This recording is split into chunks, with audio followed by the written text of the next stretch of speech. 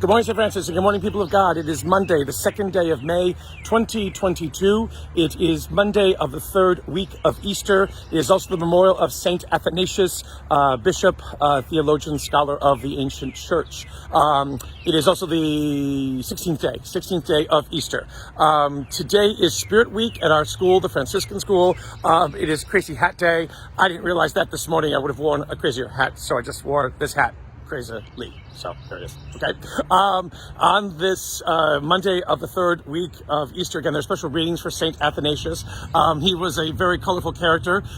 He got caught up in a lot of debates about who Jesus was, and took sides that were not favorable by the administration, by the imperial administration, the emperor, and so was exiled many times, brought back to be reinstated as bishop of Constantinople, and then exiled again. So a difficult life, but he tried to remain firm to what truly the understanding of the larger community of faith was of who Jesus is, not a carbon copy representation of some great spirit or some great holy man, but truly the God of all creation who walked among us, who walked in our midst. In that way, the first reading today from Acts of the Apostles, which is the reading for Monday of the third week of Easter, concerns now the plight and the saga of Saint Stephen, the first martyr of the church.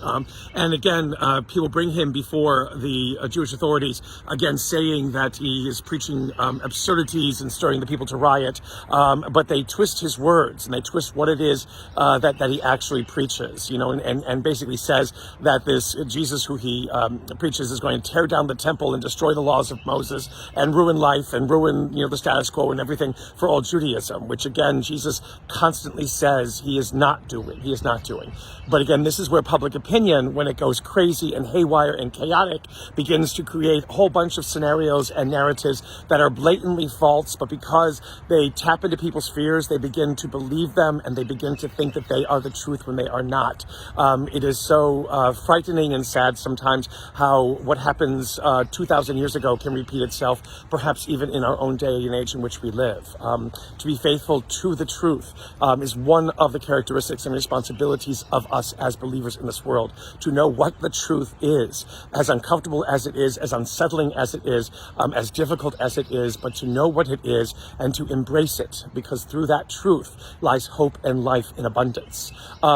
Jesus in the gospel today is with the apostles who are now following him after he has multiplied the loaves and the fishes, and he has gone off by himself, but they run after him and they say, "You're not coming because of good words that I speak and of how I open up your horizons. You're coming because your bellies were fed and you want to see it again." Again, we hear these passages in the Easter season through always the light and the eyes of our risen Lord, and knowing that everything that Jesus preached came true in the end, that God fulfilled God's promises. And it is up to us, again, to know that truth and to believe it and to embrace it, even in the midst of everything that stands in the way and it contradicts it.